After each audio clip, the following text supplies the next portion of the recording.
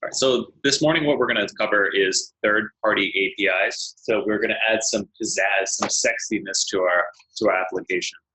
Because up to this point, we've been writing applications. They've been more or less boring, right? Like we're learning the basics of things, and I understand that, but it's not the nicest thing to use. So what we're going to do is today we're going to use a third-party API, Google Maps, to basically give a little bit more pizzazz to our website. And the idea behind this is that if you think about your everyday life, there are things that you do, and there are things that you pay other people to do. So like all the stuff that we're learning here at Platoon is something that you can do on your own. You can find the tutorials online. You can literally find some of the tutorials that we use to write the curriculum online. But you know, you decided for yourself that you're not the greatest at teaching yourself, so that's why you come here, because you pay us as professionals to teach you how to code. Or I'm terrible with cars because I have no idea how anything with my car works, so I bring it to the auto mechanic, and then they say a bunch of stuff I don't understand. I pay a lot of money every single year to fix it. But that's the whole idea behind everything, is that you do something really well, and you want to pass off the things that you don't do well to other people. And when it comes to code, let's think about software this way. Let's say that I wanted to create an app that on days like today when it's raining outside, you'll bring me an umbrella whenever I request it. What are some of the things that you need, like if you were to think about it off the top of your head? You need people's locations, so you got to figure out how to do location tracking. Okay, what else?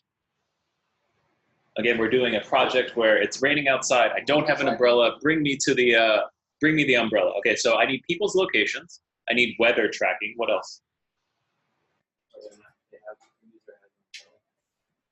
Yeah, sure. Like what? That is part of the app, sure. But like I'm talking about like external services that you may need, right? So one of them was he said you might need to know whether or not somebody has an umbrella, but that's part of your app.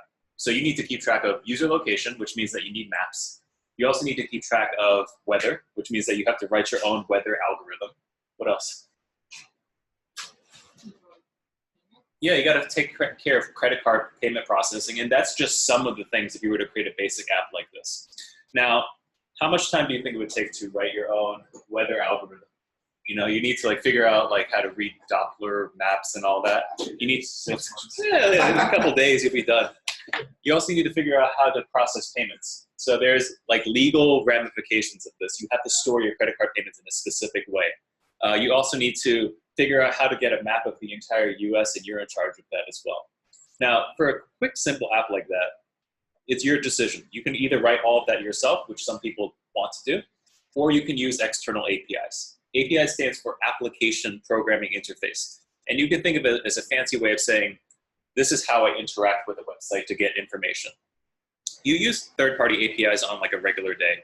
So there is a way that you interface with your boss. You know, I use more formal language when I speak to my boss.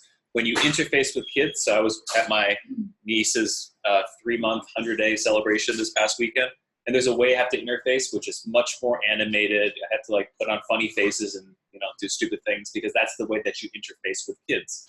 And the same thing happens when you're talking about code. I need to interface with Google in a particular way to get maps. I need to interface with weather.com to get that weather, and the same thing with Square for something like payment, credit card processing. So what we're going to do today is we're also going to cover Jinja templates because we didn't do it on Friday. Did we do it on Friday or not? We'll go over it again. Why not? So we'll cover more in-depth Jinja templates. But what we're going to do today is we're going to create a CRUD app with just the landmarks. We're going to create, read, update, and destroy some landmarks, and we're going to use Google Maps to get ourselves set up. All right, so to get us started, let me remove the screenshot. Let me remove Titanic. Self-paste, okay, clear. All right, so I'm going to create a project called Landmarks. Django, admin, start project, landmarks. All right, I list everything out. There's that landmarks folder that I created. So I'm going to cd into it, open that whole thing, VS Code. Don't save this. Quick question on Sure. that. So when I try and do Django admin start project, Yep. Yep. when I try to do that, it says that doesn't allow me to just globally install. Let's pause real quick. All right, and we're back. So you said you tried to install things and it says you're not allowed to do it globally. Well, it just like gives me a bunch of errors whenever I try and install Django globally. So you always just open the virtual environment? Yeah, That's fine. Okay. That's fine. So I've got my landmarks application, and I want to create a app called map. So first things first, let's just create that that virtual environment. Python-m then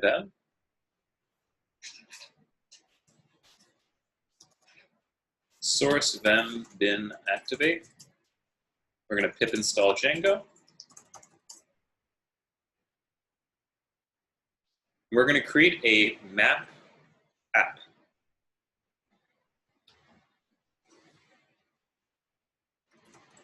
Python manage.py start app called map.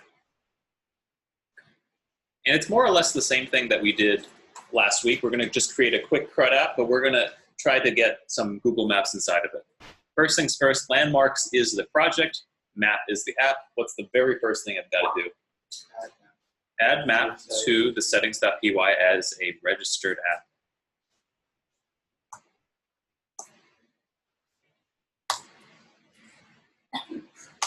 All right, so we got map over here. You can put it at the top, you can put it at the bottom. As long as it's in this list, you're good to go. And then inside of map, we're going to create a model real quick. Inside of here, we're going to create a landmark. And a landmark is pretty simple. It's just going to have a name, the name of the landmark that we're in question, and the address of the landmark in question. From here, what's the next step that I take? So I've created the model. What's the next? I got to make a migration. So Python manage.py make migrations. Now what you'll notice is migrations has nothing inside of it right now. And when I go over it, there's that 0001. This is the initial migration file that's generated. What is a migration file?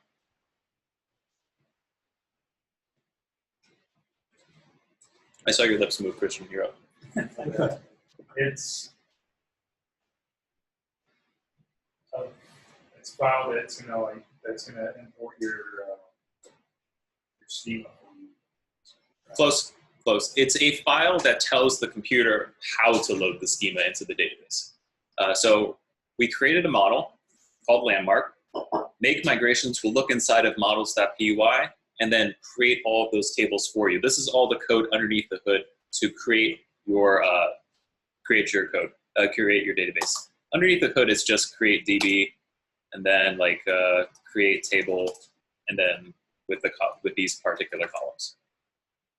That's all that's going on underneath the hood. So we created a migration file. What's the next thing I got to do? Is anything actually inside the database yet? Nope. What's the next thing I do? Nope. Migrate. So I made a migration, which is just this file over here. So nothing's actually in the database yet. And when you say migrate, it'll go inside the migrations file, read each individual migration separately, and then run these commands. So everything is inside my database at this point. I want to create a URL for the for all my landmarks. Where do I go first? Yep, I want to create URLs for all of my landmarks. Landmarks URL, I like it. And inside of there, I'm just going to overwrite everything with this. So I'm bringing in some extra functionality from Django. I've got an admin slash for all of my admin related things. And I've got a URL called landmarks. Anytime anybody makes a request to my website, /landmarks/x, I'm going to send you over to map.urls. So I've got a map folder. Inside of there, there is no URLs file. So let's create that. urls.py. Inside of there, I'm just going to put this. So anytime anybody makes a request to localhost 3000 or 8000 or wherever, /landmarks/anything. Right now it's just nothing. I'm going to take you to the views file, specifically the landmark list, and I have a named route called landmark list, which we might use a little bit later. Inside of views, right now there's nothing inside of there. What I'm going to do is I'm going to import the landmark model from this file, and I just have a landmark list. This particular method matches up with this particular method name on line 5. So the views file, landmark list, views file, landmark list. I'm grabbing this particular, actually somebody explained to me MTV or MVC. It's a very common interview question, so just be ready to speak on it. Ollie? Models. Yep. Models. You can do MTV. Yep. So, Talk me through what each one of those letters actually do. okay, models is where you can set up what's going to be like each of your columns for your database. Yep.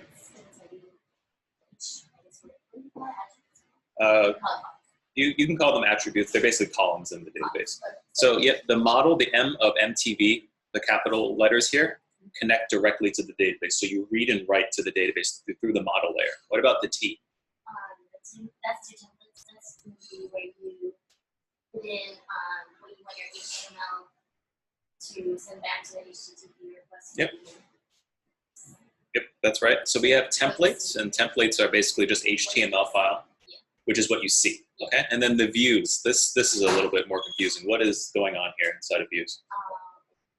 Views is when you, for whatever comes in, like whatever someone is asking, requesting, then this is where you can find what you're going to send back to them, or for what they asked. Yep. How you get back your request. Pretty much. So I've got the model. The model reads and writes to the database for me.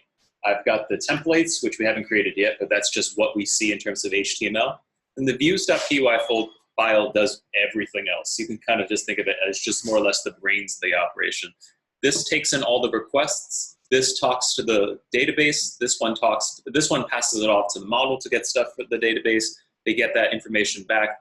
They create like a kind of like a payload, and then they figure out which template they want to send it to. So the views file does everything in the middle. So on line 5, I'm getting all the landmarks, and I'm ordering it by the published date. This is not published date. This is not right. So I'm getting all the landmarks from the database, and then I'm going to render out map/landmarklist.html. So I'm basically saying grab all this stuff from the database, and then load it into this particular file. So what do I need? What's my next thing? I need HTML. So under map, all of this goes inside of templates. There's a templates folder. Inside of there, it looks like there's a map folder. And within that map folder, I'm going to create a landmark list.html. And inside of there, I'm just going to throw this. So I've got my div right at the very top. It's just an H1 that says, sends me back to my landmarks.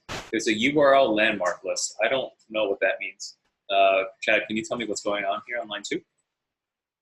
It's a template.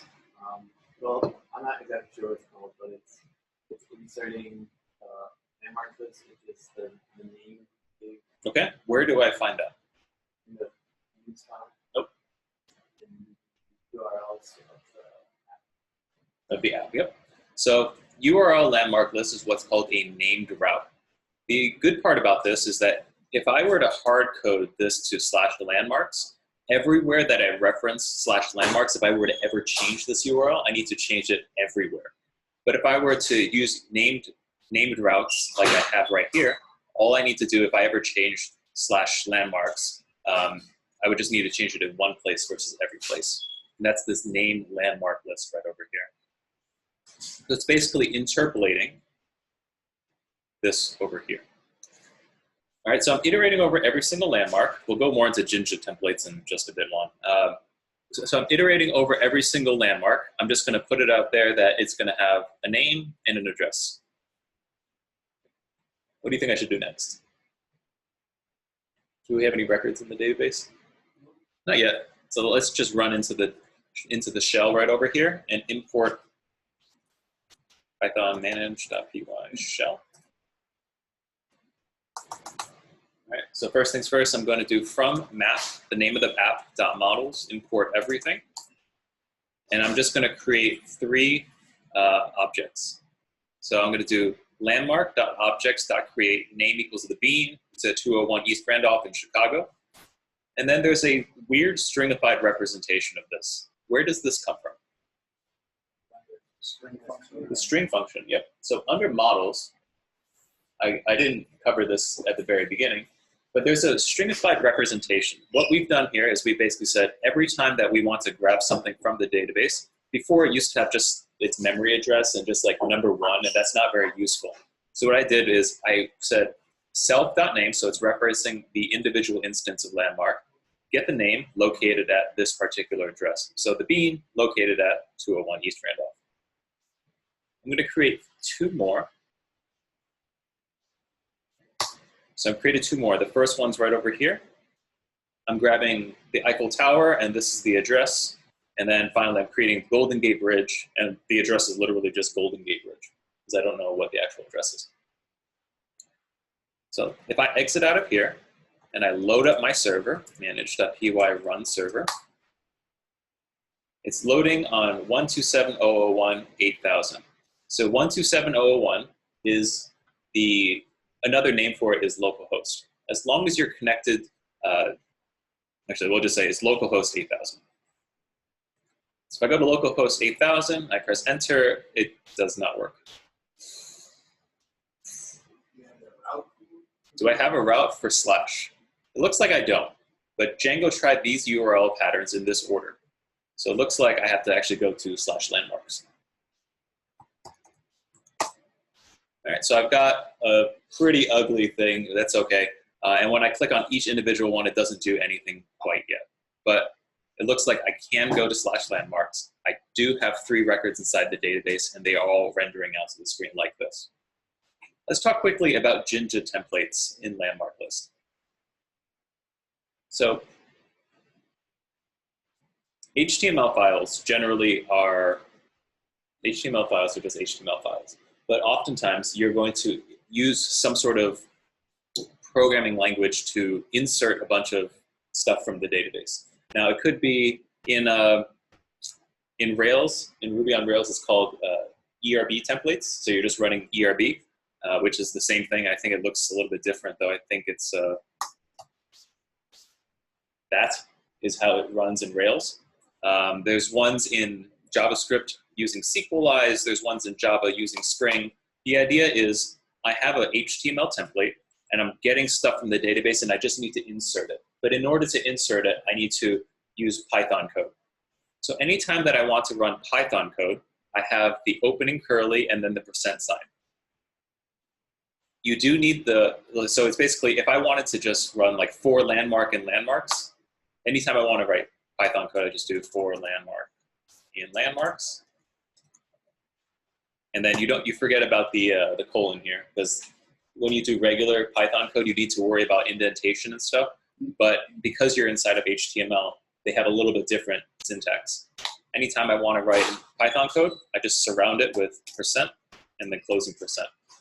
Every for and every if needs an end in the front. So if I'm about to start a for loop, I need a for in the front and I need an end for at the very end. This is in lieu of for landmark. Before we had to worry about spacing. If I ever wanted to do if something, if, I don't know, landmark.name equals Golden Gate, I need to and I just wanted to execute Python code. I put the % in the front and the closing % at the very end, and then I would do the end if. So anytime you want to run Python code, you surround it with % signs. Anytime that you want to interpolate Python code where it actually is going to show up on the screen, you're going to do doubles. And that's pretty much how Jinja templates work. That's what I've got here. I passed in something from views called landmarks. I can also change this to all landmarks if you wanted to make it a little bit more verbose. So I've got all landmarks is equal to landmarks. Now all I have to do is just change this here. So I'm creating a for loop, which means I need an end for over here because HTML, Python, spacing, weird stuff going on. You need every single loop or if statement, you need an end and then whatever you started with. So I got a for loop and for over here. So for every single landmark in all landmarks comes from right here. I'm going to create a div for it with an h2. This href doesn't go anywhere right now. I'm going to interpolate the landmark's name, and I'm going to interpolate the landmark's address. That's why I have this over here, the name, and then right underneath it, the address.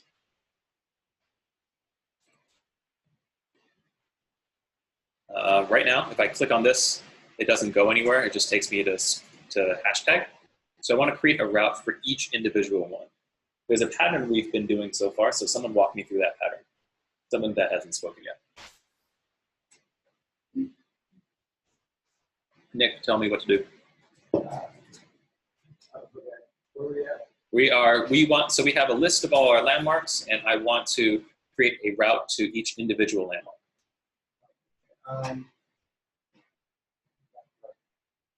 Go back to the code. Okay, so let's go under here. We're going to create a named route. I'll get you started. Right.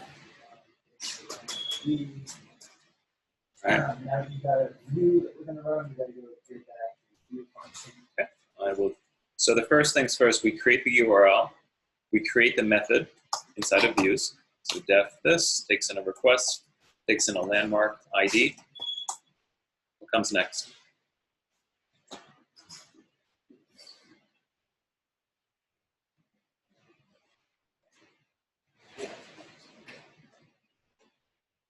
So we need a variable set to get object or we have an import. And also from Django shortcuts. Inside the method, we also need an import. We brought it in. Landmark and then ID. Okay, what's the difference between ID and PK? Primary key or ID. Yeah, what's the difference? Well, they're both, landmark is both ID. Yeah, it's the same thing. But it's like the key, the primary key for that table. Yep, that's the primary key for that table. It's how am I going to recognize which landmark I'm talking about. So again, just to reiterate, we started off with URLs. We created our own individual path. So we make a request to /landmarks/ some number. Some numbers can be saved as landmark ID. It takes me to the views file, specifically the landmark detail method. So I'm passing that in. It takes in a request, also gets a landmark ID, which comes from the path itself. We grab it from the database, otherwise we give them a 404. We pass in the name of the model and how we're going to identify the landmark. And then I'm just going to put this over here. I'm going to send them to this particular HTML template, passing in this particular payload of data. So I'm going to have something called landmark, and the value of that is the landmark that we found online. Next step, Hank. You need to create your HTML file. Yep. Templates. Create the HTML. Landmark detail.html. And I'm just going to do this. Just going to have a div. It's going to interpolate. That's the doubles over here. Landmark.name. Landmark comes from this right over here, the second half of line 10. And we can name this, if this is just a dictionary of key value pairs. I can literally call this fart, and I can just do fart.name and fart.address. So it's whatever you name this particular key, you have access to inside of your database, inside of your views. If I jump back over and I go to landmark/1, the being located at 201 East Randolph Street. Let's change this back to an appropriate name. Landmark, Command D for multiple cursors, landmark.name. Let's see, everything looks good to me. There's one thing missing in here. I want to change this, but I don't want to go to like / and then interpolate landmark.id. I don't want to do that. I want to actually use a name for that because it's little less, it's a little bit more, it's not as brittle. The code is not going to be as brittle. So I want to use a URL like this. I'm just going to throw this in here for now. But I know it's not landmark list. It's called landmark detail. And landmark detail it requires that you pass in a number. This one doesn't have a number, so it doesn't need to interpolate anything. That's why we can just say landmark list. But for landmark detail, I do need that number. So Karen, tell me what to type here. I'm going to replace this here, but how do I pass in the ID? Yep.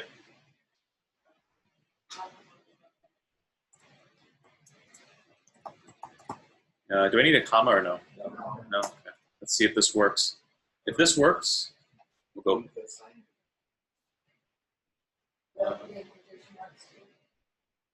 Don't think. I think I have the. I think this is actually right. Let's find out. So I'm going to hover over this and look in the bottom left. / refresh. Hover 1, 2, and 3. So we did do this correctly. So what we've done here is we've used a named route called landmark detail. Landmark detail requires that you pass in something for the number, and I passed it in as the next argument. Go ahead. So I've been writing like landmark _ ID for when I pass it. Yeah. When you do nested CRUD, will it get confused? You just have like landmark ID and then. Yes. Okay. Yeah. So when you do nested CRUD, so when you have one single resource being like the model. So right now we're only dealing with landmark. You can pass in just that. You can just pass in one argument. You don't need to specify what it is because it automatically defaults to this because it knows there's only one argument. The moment you start doing things with multiple arguments like landmark / detail / detail ID, the thing that you pass in becomes ambiguous. So it's like, when you pass in a number, are you talking about the first one or are you talking about the second one? That's where you're going to start to need to specify.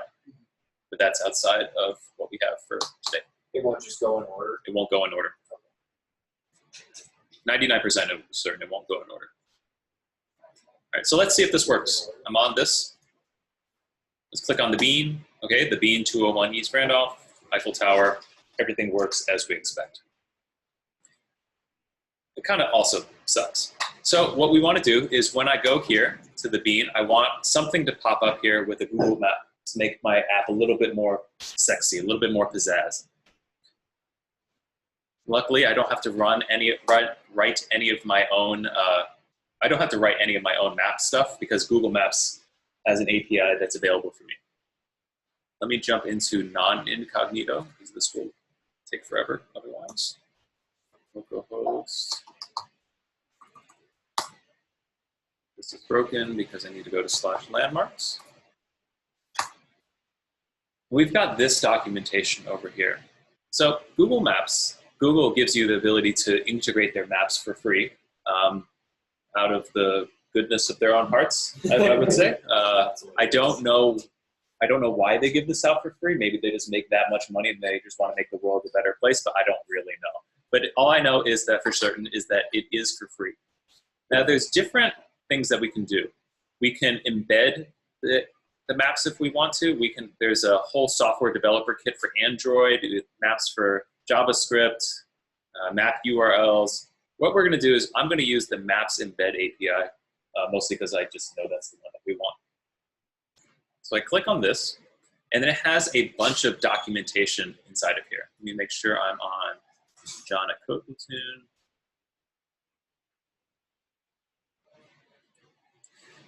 And Google Maps has really, really great documentation. They tell you exactly how to use this and how to utilize their product, but other APIs may not give you as much detail as you would like.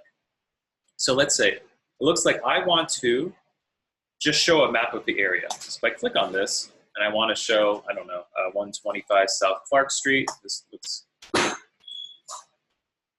All I need to do, if I wanted to show this, is just copy and paste this whole thing and put it inside my app, and it should work. Let's copy and paste under landmark detail. And okay, it looks like it's not fully finished here, but it looks like all I need to do is add an iframe, google.com/maps/embed/version1 at this particular Latin long, and it looks like we're not fully finished, but that's more or less what we need to do to get maps inside of our app. So this is just a quick start, but first things first, the way that we identify ourselves when we're making requests over the internet without like username and password is what's called an API key. This is the unique identifier that's assigned to you, and you want to protect this as much as you can. So I'm going to click on Get an API Key. And then it gives you literally the things that you need to do in order. So number one, we must have at least one API key associated with the project. So to get an API key to start using Google Maps, I'm going to go to the Google Cloud Platform Console. Cool.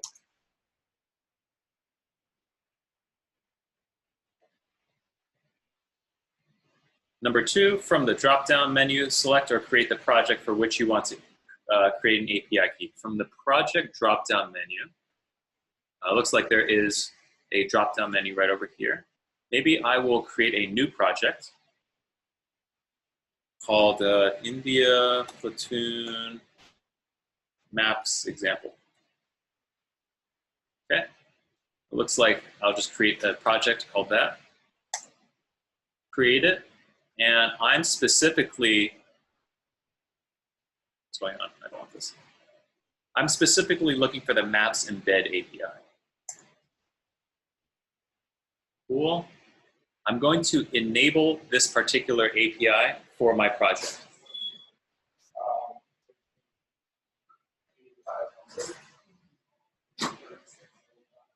I'm on the wrong one. The Platoon Maps example.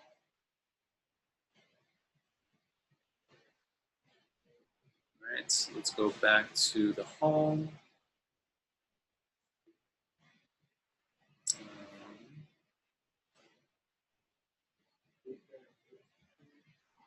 Oh, sorry, yes. API and services. And I'm going to create my own API. So I'm going to enable an API. I have to do this again. What's that? I can just go to credentials? I do need to enable it, otherwise it won't work.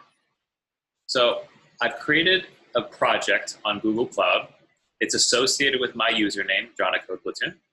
And underneath that, I'm going to create some credentials, some API keys, so that we can make requests to Google. So I create the credentials, specifically an API key. And I'm just going to create that API key right here. So this weird looking string of like A1ZAS5SY, this is the way that Google's identifying me. This unique string is associated with my particular user under this particular project.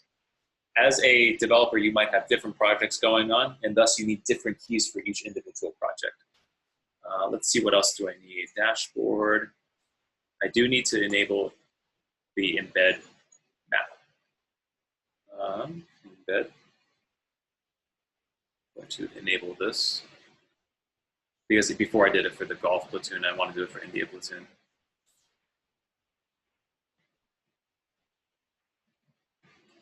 All right. So let's recap what I did. I went to the documentation. I got an API key. I created a project called India Platoon Maps Example, enabled the Maps API, and then got myself an API key. Let's grab that key. Here's my overview. Secure. Where is it?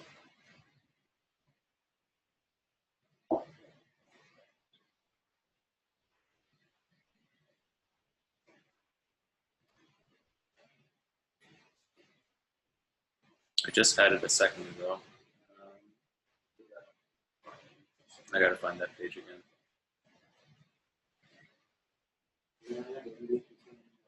I am over here. Let me go. Where is that API key that I just created? Oh, they're API and credentials. So I'm just going to copy this. You click the API key, also restrict.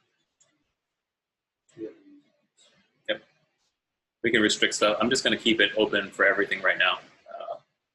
So let's go back to what we had a little bit earlier. And I want to figure out how to actually use this particular Maps Embed API. So it looks like all I need to do is grab this here, put in my API key, and then I should be able to see this Space Needle. So I just want to do MVP, like the minimum viable product, just to get something to show up. So I'm just going to copy this, put this inside of landmark detail, and it looks like your API key right here. I'm going to grab this whole thing. This is my unique key for myself. Put it right here, and let's see what happens. Hopefully, I can go here, refresh the page, and end up with a map at the Space Needle. Sure. If you now inspect this page, will you be able to see the API key? Yes, the question was, if I inspect my page and I look, will I be able to see my API key? It's actually right there. So this is my unique identifier. The good part about public, there's a concept of public and private API keys. The public API keys is, if I wanted to make a GET request, which is what I'm doing right over here, I need to pass in the credentials that I have. The good part about Google Maps in particular is that it gives you 400,000 requests per day that are free. And since it's like the very first API that most people use, you're not. So this, just because you have this up here, it doesn't really matter. When you start doing things with private API keys, like you're posting information, you're submitting like credit card stuff, that actually, there's a public key to identify who you are, and then there's a private key that you send within the body of a request to authenticate who you are. So just because you have the public one doesn't mean that if anything is going to happen to you. I mean, hypothetically, let's say someone really hated you, Yeah. and they knew that this was your website. Yeah. They could take the API key and just have it in. Sure. Yes. Space Needle. What's that? Right now, I have hard-coded it to the Space Needle right over here.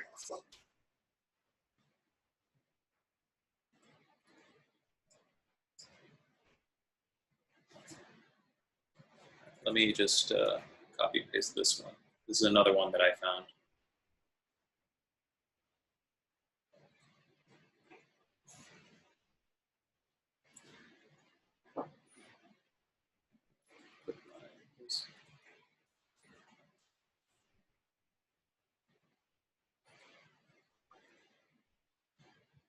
So I found this.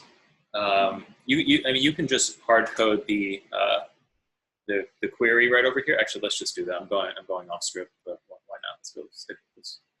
All right. So right now you can kind of see I am forcing it to go to Space Needle, Seattle, Washington. That's not exactly what I want. If you take a look inside of my models.py, it already has an address in there. So why not put that address instead of Space Needle?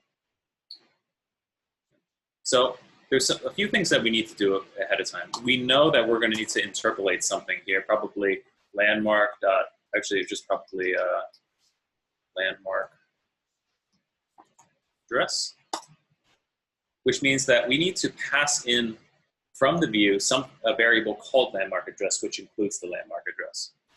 Now, before we do that, you'll notice that there is space plus needle, comma, Seattle plus Washington. It looks like it gets rid of all the spaces and just puts a plus sign in the middle. So I'm going to need to do a few things. Under use.py, and we'll take a break at 11, we know that we have landmark. Landmark has an address. I just want to sub out every single space and put a plus sign. I think that should be good. Let's find out. So I'm going to def generate address. I'll probably do, I'll pass in the address. I'm going to do return by address equals address dot replace everything with a space to a plus. We're going to return modified address. The address is spelled wrong.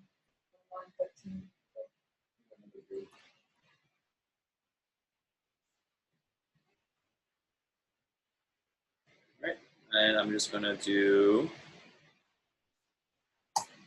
modified address equals generate address with landmark dot address. I'm going to pass in one more key value pair, landmark address with modified address. So I've gotten the landmark from the database. I'm going to create a modified address, which is just going to be some sort of string, which uses this generate address that I've created a little bit below it. It takes in an address, replaces all the spaces with plus signs, and I return that out to the user. I'm passing that in as a second argument inside of here, which is going to be interpolated right here. Hopefully this works. We'll find out. Right now you can see everything is just going straight to the Space Needle. If all goes well, this will send me to the right place, and the bean is at 201 West Randolph. Uh-oh, but close enough. Let's take a look at the second one. The Eiffel Tower. Okay, so we are at the Eiffel Tower here. Golden Gate Bridge, right here at the Golden Gate Bridge.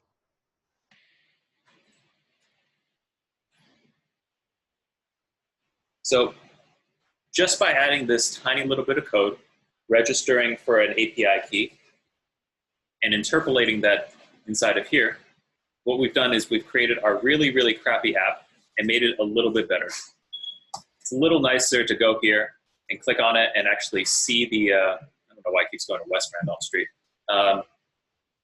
It's nicer to see it like a map over here, and we're just using something free that Google gave to us. Are there any questions on APIs so far? Yeah. All right. Your job for today is to follow along with this whole thing, implement, update, and delete. And then there's a challenge that's going to take probably most people 2 days to finish. We're going to do something called Ticketmaster. And my only commit message is good luck. All right, so essentially what I want to do is, like what says the Google Maps API is pretty simple. Like you just follow the tutorial and it should just work. What I want to do is I want to come to a home page in a new application. I want to enter the name of my favorite musical artist and get a list of where their next concerts, 5 concerts are going to be, with those locations on a map. So what we're going to do is that we're going to use Ticketmaster's API. And you'll notice a difference pretty quickly between these two providers. One of them is it tells you literally everything that you need to do inside the Google Maps. But when it comes to this Ticketmaster API, you need to create an account, create an API key, and then when you send requests, you're going to have to send it to